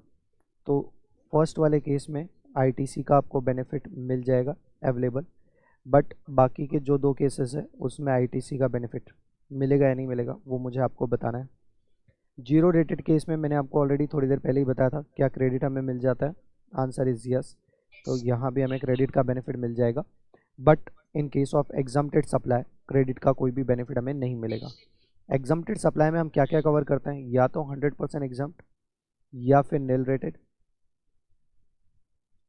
या फिर नॉट लिविएबल टू जीएसटी, या फिर आरसीएम, और क्या सिक्योरिटी, लैंड एंड बिल्डिंग। ये सारे केसेस में आपने जो भी इनवर्ड सप्लाई लाया होगा उन सबका क्रेडिट नहीं मिलेगा। अच्छा, अभी तक जो हमने केसेस देखे ना वो इंडिपेंडेंट केसेस है, इसमें एज सच कोई भी प्रॉब्लम नहीं है। ठीक है, मतलब यदि आपकी इंटायर आउटवर्ड सप्लाई टैक्सेबल है, या आपकी इंटायर आउटवर्ड सप्लाई टैक्सेबल है, तो आपको क्रेडिट 100% मिल जाएगा, कोई इशू ही नहीं है। सब्जेक्ट टू कंडीशन बस वो ब्लॉक क्रेडिट ना हो, बाकी तो क्रेडिट आपको मिलेगा ना। बात समझ में आ रही है। यदि आपकी जीरो रेटेड सप्लाई है तो उस केस में भी कोई इशू नहीं है, आपको 100% क्रेडिट मिल जाएगा। बट जब यदि एग्जम्प्टेड है तो आपको कोई क्रेडिट नहीं मिलेगा। यहाँ तक हमें कोई भी प्रॉब्लम है ही नहीं, और कंसेप्ट भी हमारा एकदम क्लियर है। कंसेप्ट है खून दो आज़ादी लो। जब जब खून दिया, खून दे रहे हैं, यहाँ पे हम खून दे रहे हैं तो आज़ादी मिल रही है। जीरो रेटेड में हमने खून नहीं दिया तो भी आज़ादी मिल गई, क्योंकि वो आउटसाइड इंडिया वाली बातें हैं। ठीक है, एक्सपोर्ट और सप्लाई टू SEZ। अदरवाइज खून नहीं दोगे तो आज़ादी नहीं मिलेगी, सिंपल सा कंसेप्ट है। प्रॉब्लम कहाँ जाती है, प्रॉब्लम कब जाती है, जब हमारे सप्लायर ने कोई पर्टिकुलर इनवर्ड सप्लाई जो लाया है, जो इनवर्ड सप्लाई आई है, उसे यूज़ किया जा रहा है in respect of outward supply taxable as well as outward supply exempt. अच्छा, यहाँ एग्जम्प्टेड के साथ साथ मैं पर्सनल यूज़ भी लिख देता हूँ, अदर देन बिजनेस यूज़, उसका भी कोई क्रेडिट मिलेगा क्या, नहीं मिलेगा। अब प्रॉब्लम क्या होती है कि आपने सपोज पर्सनल पर्पस के लिए भी एसेट को यूज़ किया as well as taxable purpose के लिए, आपने सपोज एग्जम्प्टेड पर्पस के लिए भी यूज़ किया as well as taxable purpose के लिए भी यूज़ किया। तो इस सिचुएशन में अब जितना पोर्शन आपने टैक्सेबल या जीरो रेटेड के लिए यूज़ किया उसका क्रेडिट तो आपको मिल जाएगा, बट एग्जम्प्टेड का क्रेडिट नहीं मिलना चाहिए, बराबर है ना। But how you apportion that particular part, apportion कैसे किया जाएगा कि कितना क्रेडिट मिलेगा और कितना क्रेडिट नहीं मिलेगा, ये कैसे अपोर्शन किया जाएगा। तो इसीलिए गवर्नमेंट ने रूल बना के रखा है, और इसीलिए हमारे पास जो प्रोविज़न है डेट इज 17(1)(2)(3)(6) के प्रोविज़न है। प्रॉब्लम कहाँ है वो समझ में आई, प्रॉब्लम कहाँ है बताओ तो जरा, प्रॉब्लम कहाँ है, जब ये कॉमन यूज़ होगा। यदि इंडिपेंडेंट यूज़ है तब तो कोई प्रॉब्लम है ही नहीं। जब ये कॉमन यूज़ किया जाएगा, कहने का मतलब क्या हुआ कि हमने इनवर्ड सप्लाई को business as well as non business दोनों के लिए यूज़ किया, या taxable as well as exempt दोनों के लिए यूज़ किया, तो फिर उस सिचुएशन में इशू आता है कि how much credit can be avail. Clear है, बात समझ में आई यहाँ तक। अभी भी बात समझ में आई तो उसका अपोर्शनमेंट कैसे होगा। बेसिकली 17(1) क्या बोलता है पता है आपको, 17(1) बोलता है whenever any inward supply use toward the business as well as non business purpose, तो उसका जो क्रेडिट अवेल अपोर्शनमेंट होगा अकॉर्डिंग टू सेक्शन 17(6). 17(2) क्या बोलता है कि inward supply use for exempted as well as taxable purpose. Taxable जब जब मैं बोल रहा हूँ तब तब आप साथ में और क्या सिलेक्ट करना, जीरो रेटेड। ठीक है, तो उसका जो क्रेडिट है वो 17(6) के अकॉर्डिंगली अपोर्शन होगा। अब 17(6) क्या बोलता है, ये तो क्या हो गया, ये आपका 17(1) हो गया, ये 17(2) हो गया। 17(1) बोलता था business as well as non business, 17(2) बोलता है exempted as well as non exempt. Non exempt मतलब टैक्सेबल एंड जीरो रेटेड।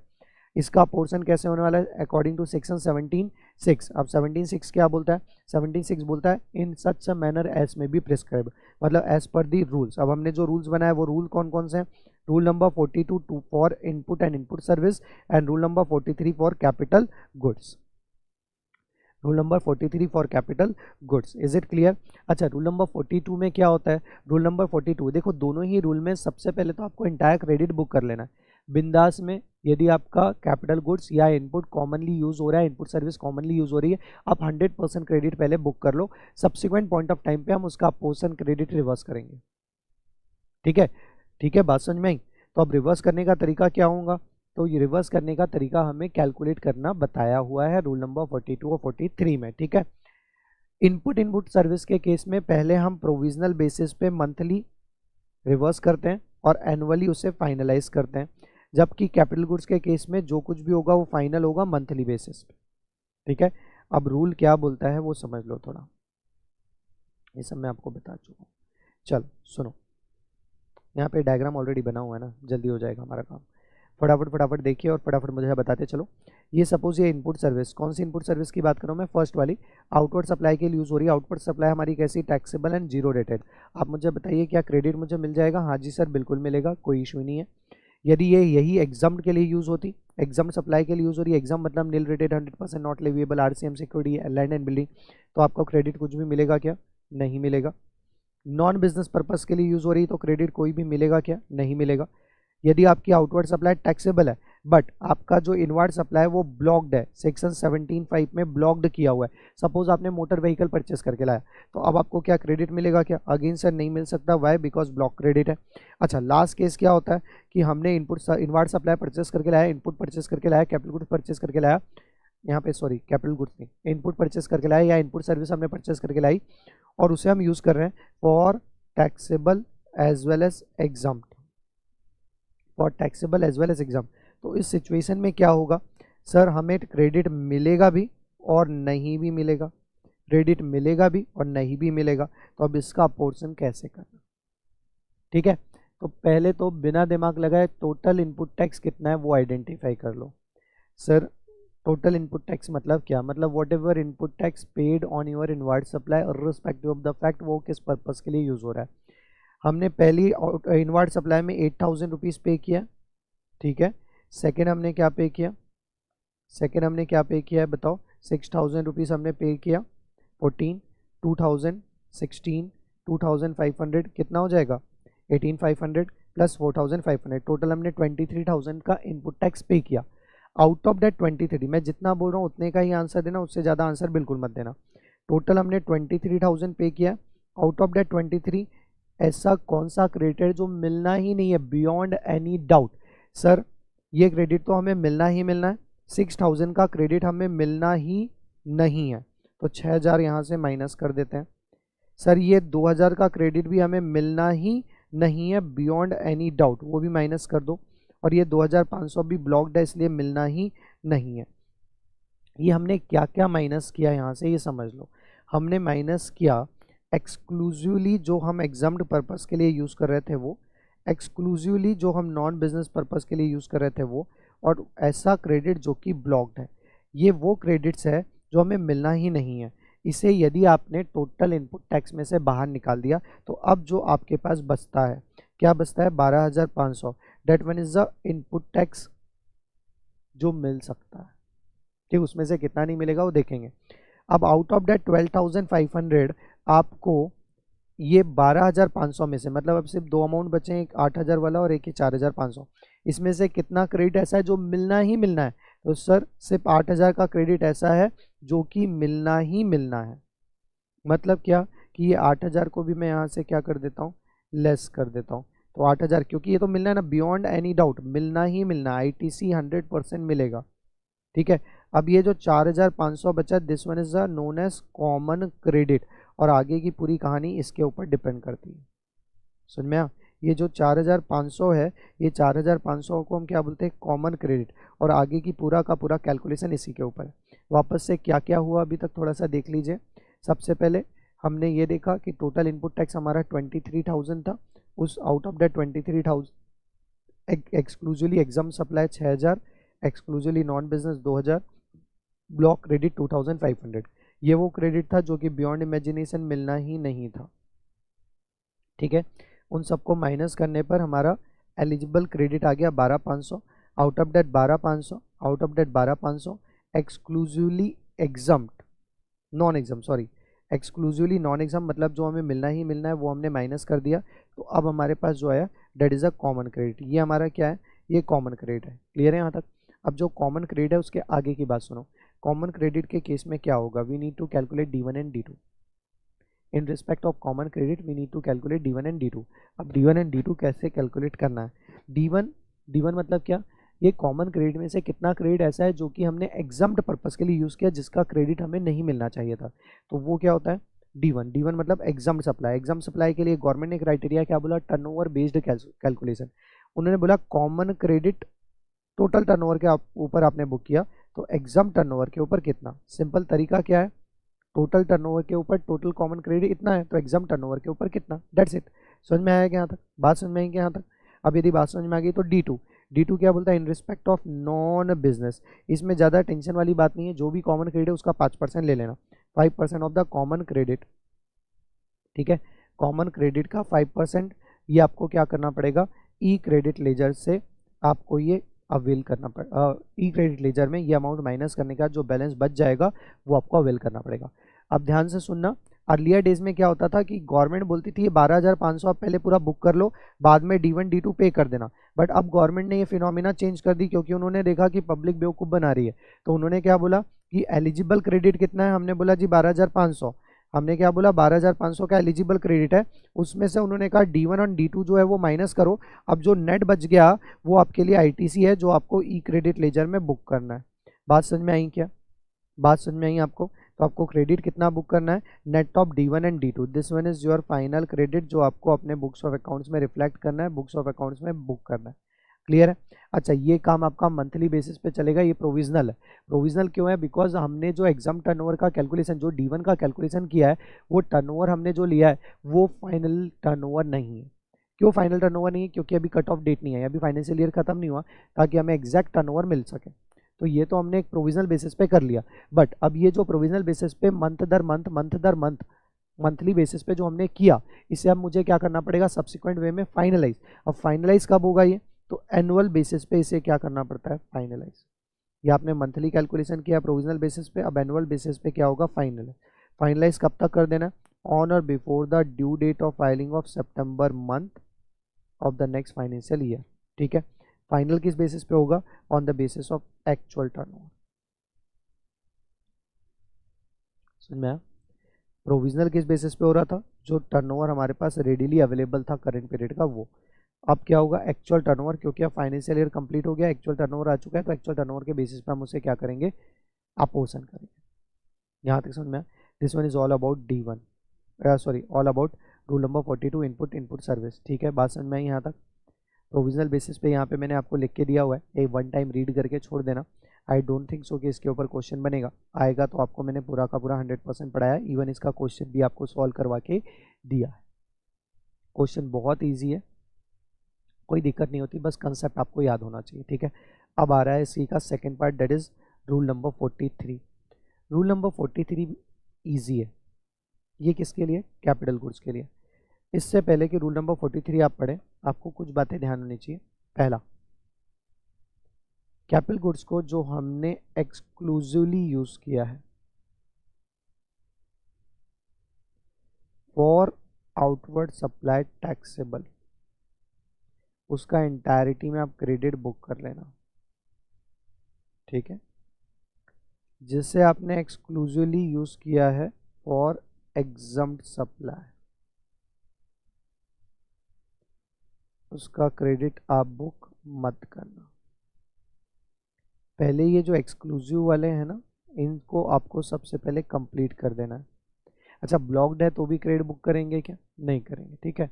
तो सबसे पहले deal with exclusive capital goods, ऐसे कैपिटल गुड्स जो कि एक्सक्लूसिवली किसी पर्पस के लिए यूज हुए, उसे आप डील करो, ठीक है।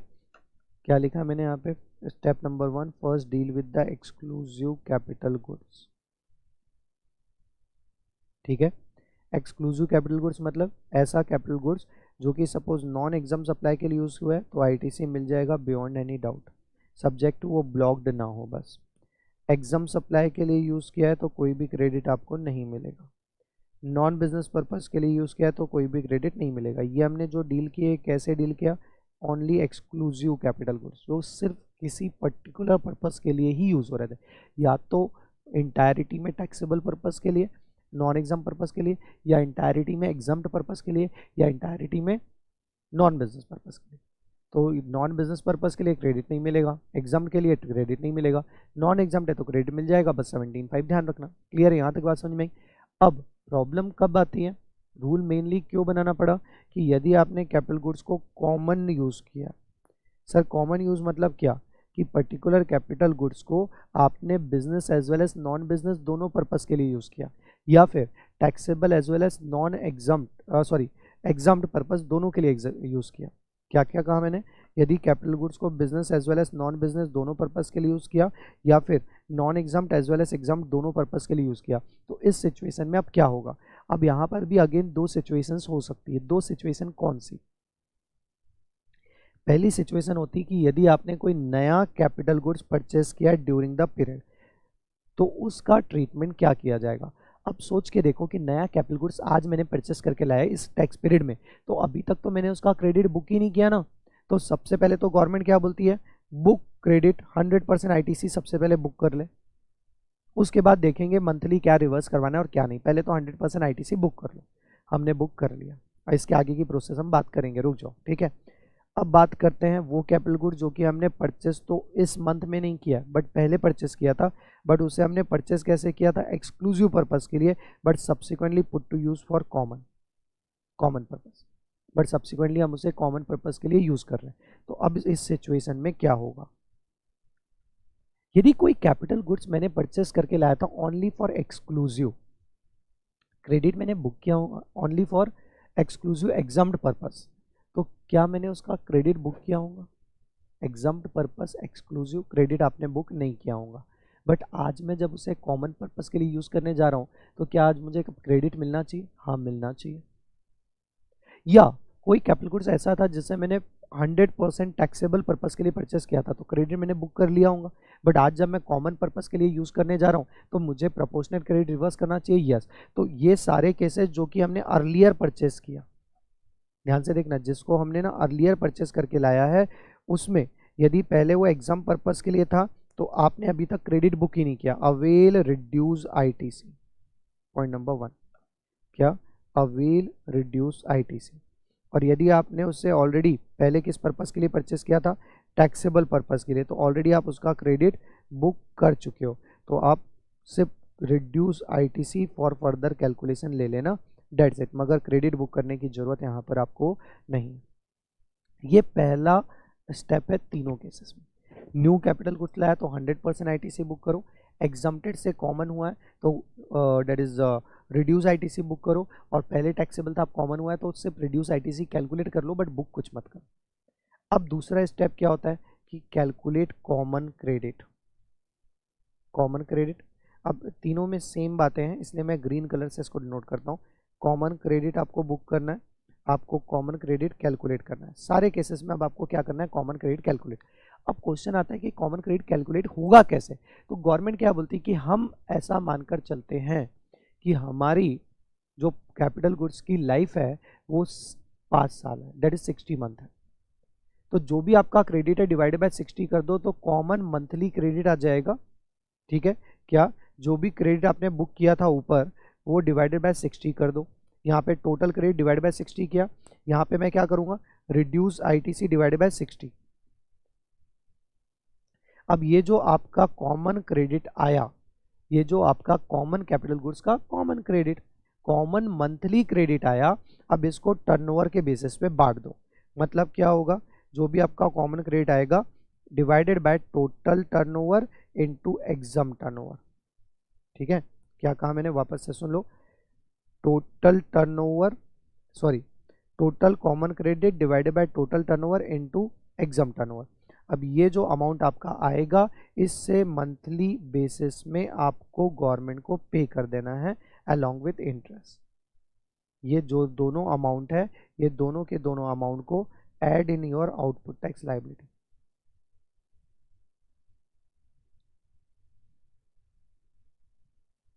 अलोंग विथ इंटरेस्ट, समझ में आया तक? This is all about rule number 43। Again वापस से मैं आपको बोल रहा हूँ, not that much important, but हाँ पढ़ के जरूर रखना। एग्जाम्पल भी मैंने आपको दिया हुआ था, ये एग्जाम्पल है उसका, एग्जाम्पल भी देख लेना, कुछ ना समझ में आए तो उससे पूछ भी लेना, बट वन टाइम रीड करके जरूर जाना, ठीक है। अब 17(4) is nothing but the alternative method. Alternative method सिर्फ किसको दिया गया है, बैंक, एनबीएफसी और फाइनेंशियल इंस्टीट्यूशन। कौन से बैंक, एनबीएफसी और financial institution who is engaged in providing exempted as well as taxable supply, जो exempt as well as taxable supply दोनों प्रोवाइड करना है। अब exempt supply all of you are aware कि government ने इंटरेस्ट और discount को लोन, एडवांसेस और डिपॉजिट्स में से एग्जम्प्ट कर रखा है। अब उसके साथ बाकी जितने भी चार्जेस है, local bank locker charges, DD charges, है ना, वो सब टैक्सेबल है।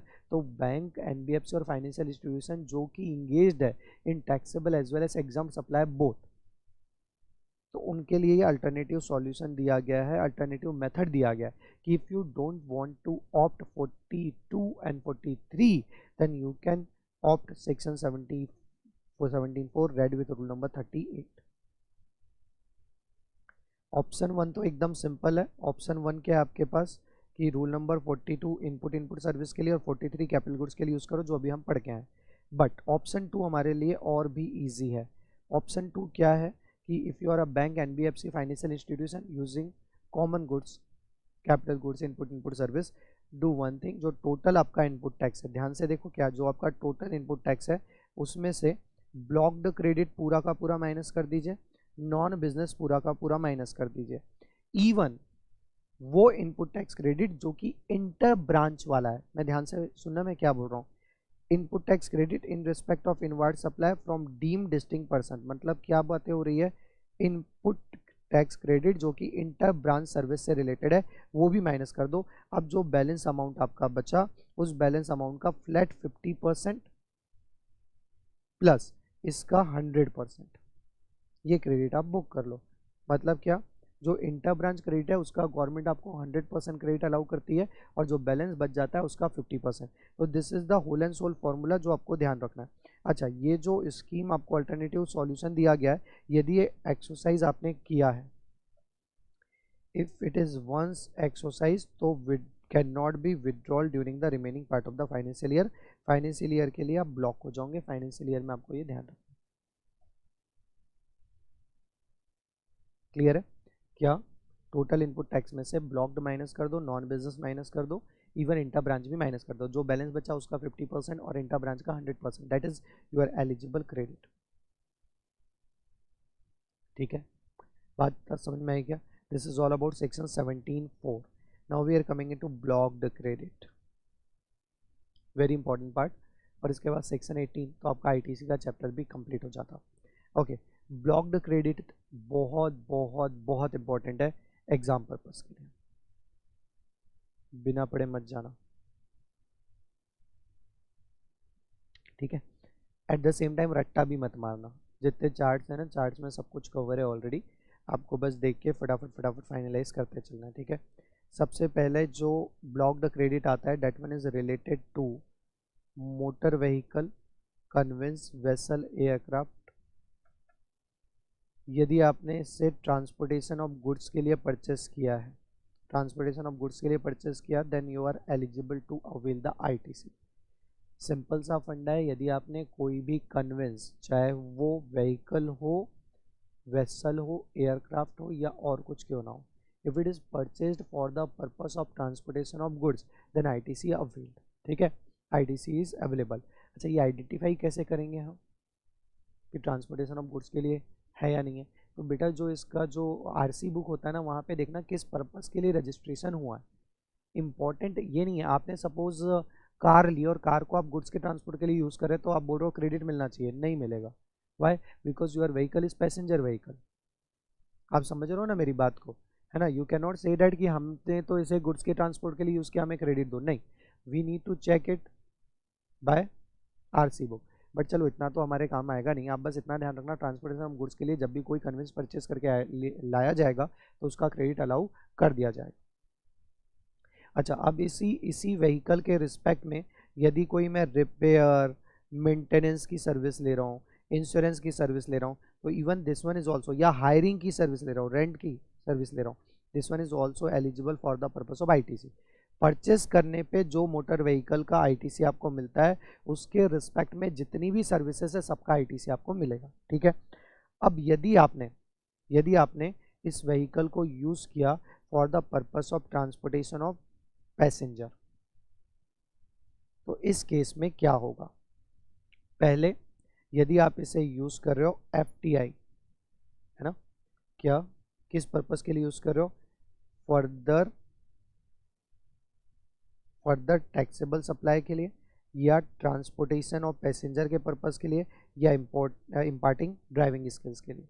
उस केस में आईटीसी आपका क्या हो जाएगा, एलिजिबल। वापस से मैं बोल रहा हूँ, making further supply of motor vehicle, vessel or aircraft, meaning thereby you are a dealer और आपका ये कन्वेंस बेचना आपका धंधा है, तो आपके लिए तो ये स्टॉक इन ट्रेड है, तो आपको तो क्रेडिट मिलना ही चाहिए।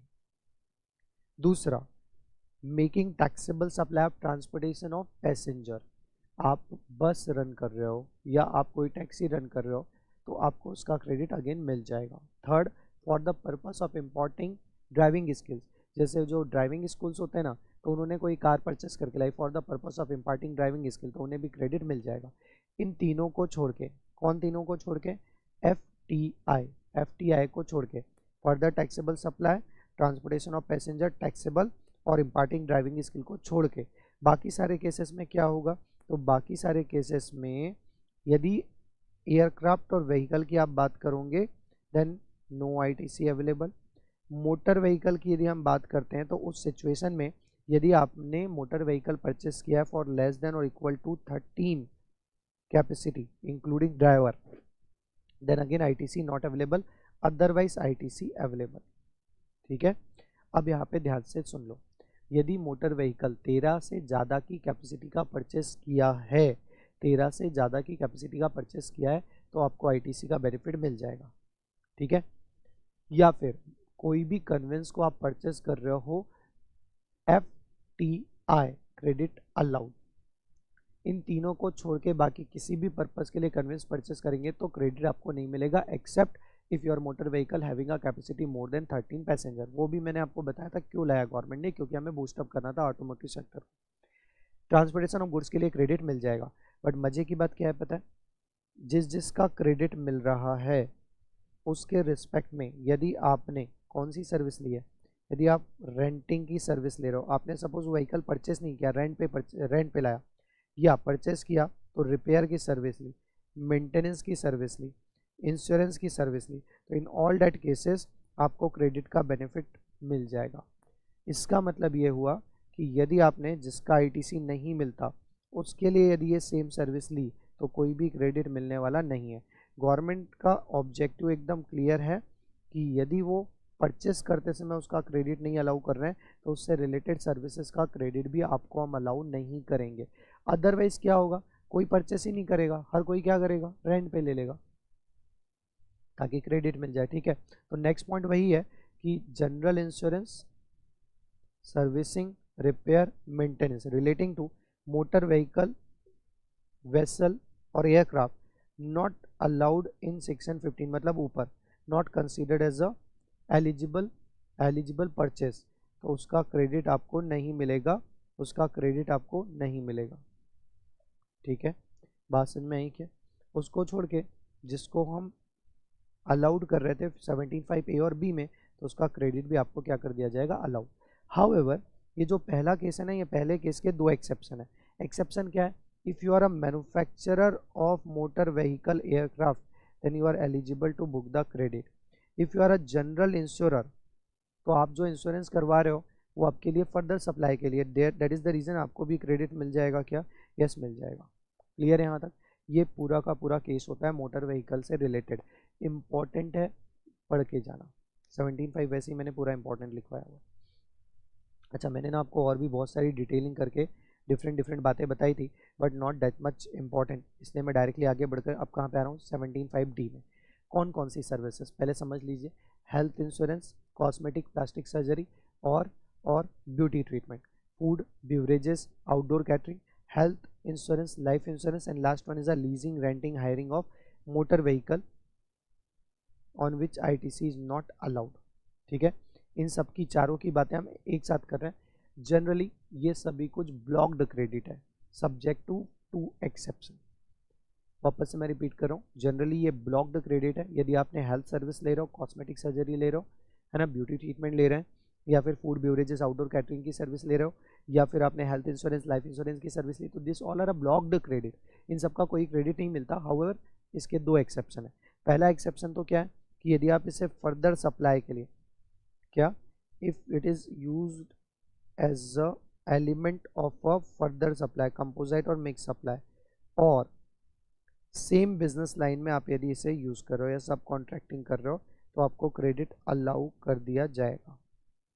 ठीक है, यदि एज अ स्टैट्यूटरी ऑब्लिगेशन आपको ये सर्विस प्रोवाइड करने जा रहे हैं तो भी आईटीसी मिल जाएगा, अदरवाइज स्ट्रेट अवे आईटीसी नहीं मिलेगा। मैंने कहा ना सिर्फ दो केसेस है। पहला केस तो क्या है आपका कि if you are using it as a same business supply. Same business supply मतलब क्या, फॉर एग्जांपल मैंने आपको हेल्थ सर्विस प्रोवाइड करनी है, मैंने दूसरे हेल्थ कंसल्टेंट से सर्विस ली और फिर आपको प्रोवाइड की, तो जो मैंने सर्विस ली है ये क्यों ली है, सेम बिजनेस लाइन में प्रोवाइड करने के लिए, इसलिए मुझे क्रेडिट मिलेगा। बट एंड यूजर को कभी भी ये सर्विसेज का क्रेडिट मिलेगा क्या, नहीं।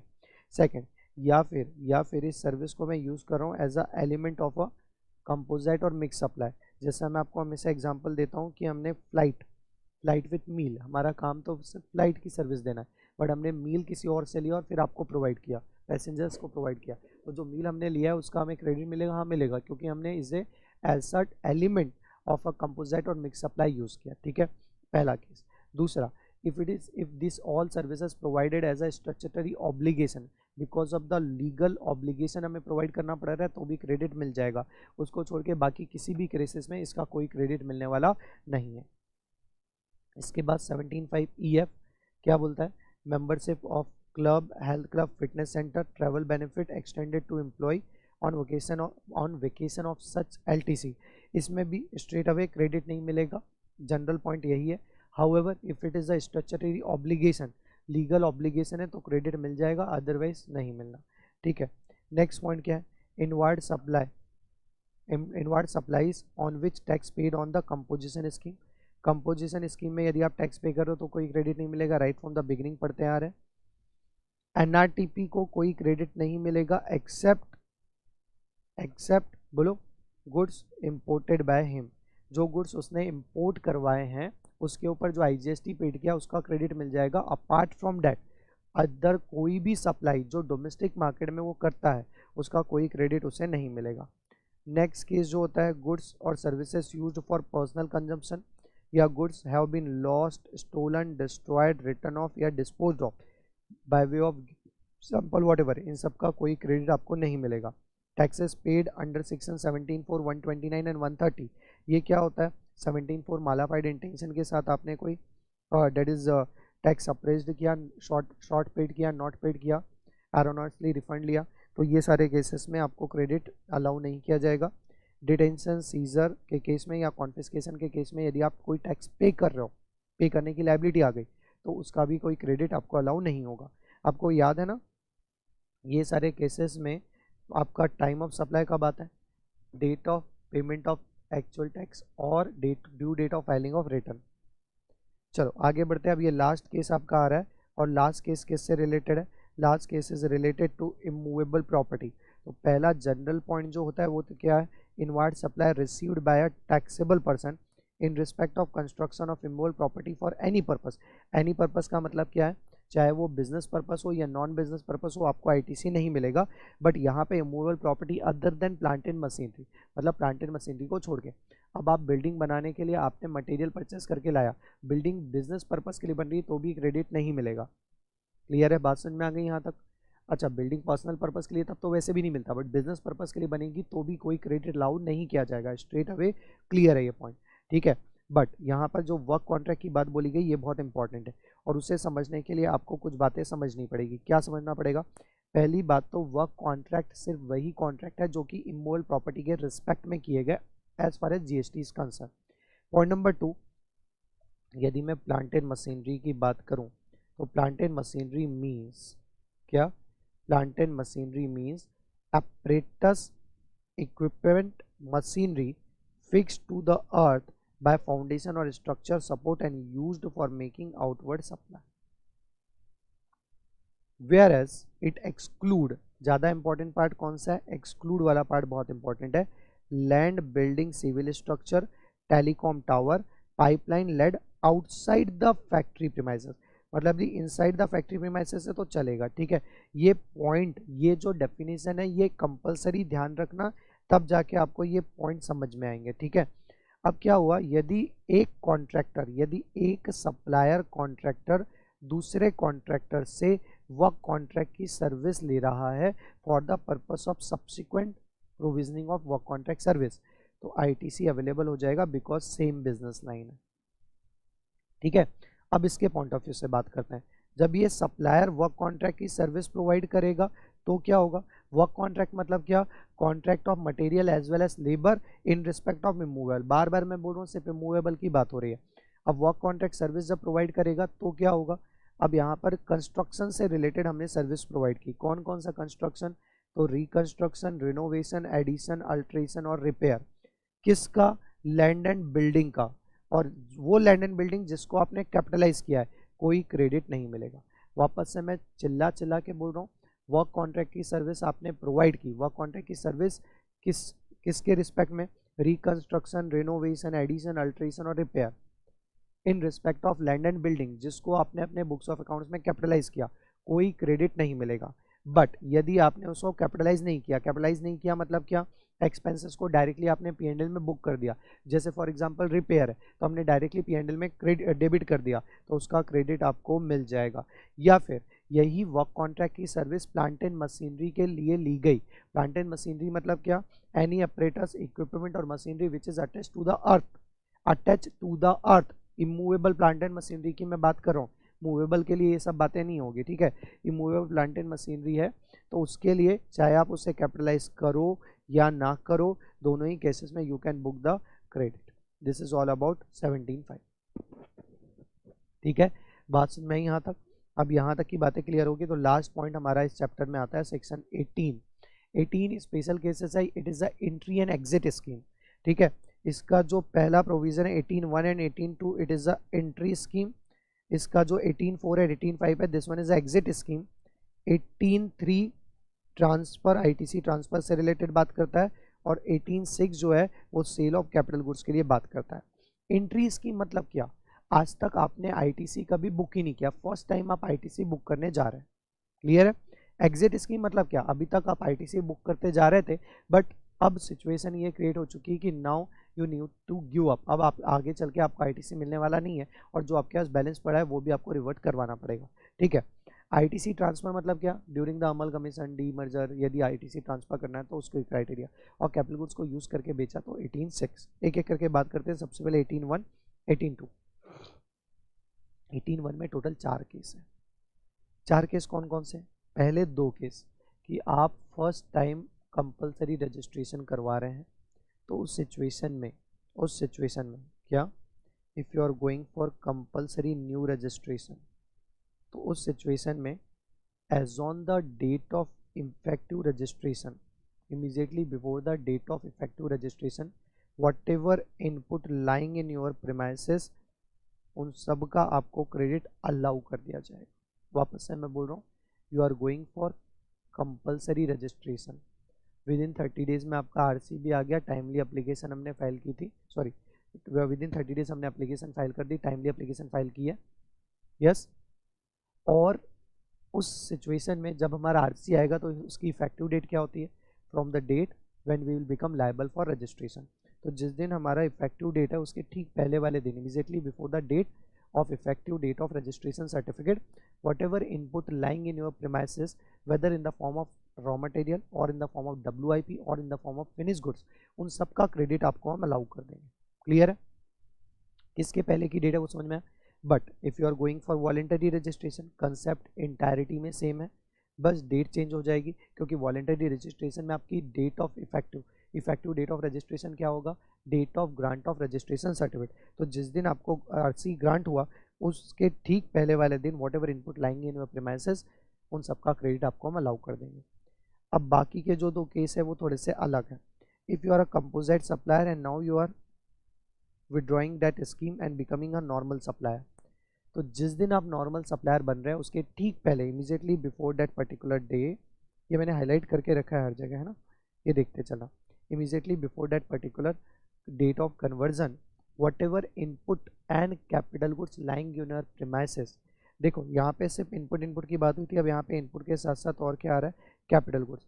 तो input as well as capital goods lying in your premises, उसके रिस्पेक्टिव क्रेडिट आपको देंगे। इनपुट का जितना 100% क्रेडिट है वो अलाउ हो जाएगा, और कैपिटल गुड्स में क्या होगा?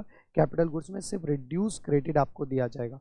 क्या मिलेगा? Reduce credit. अब रिड्यूस क्रेडिट मतलब क्या होता है? आईटीसी -5% पर क्वार्टर, और पार्ट दे रहा हूँ, ठीक है, this is the reduce credit. अब यही डिफरेंट केस में एग्जाम्प्टेड सप्लाई थी, अभी तक तो हमने क्रेडिट बुक नहीं किया है, नाउ फर्स्ट टाइम वो क्या हो रही है, टैक्सेबल।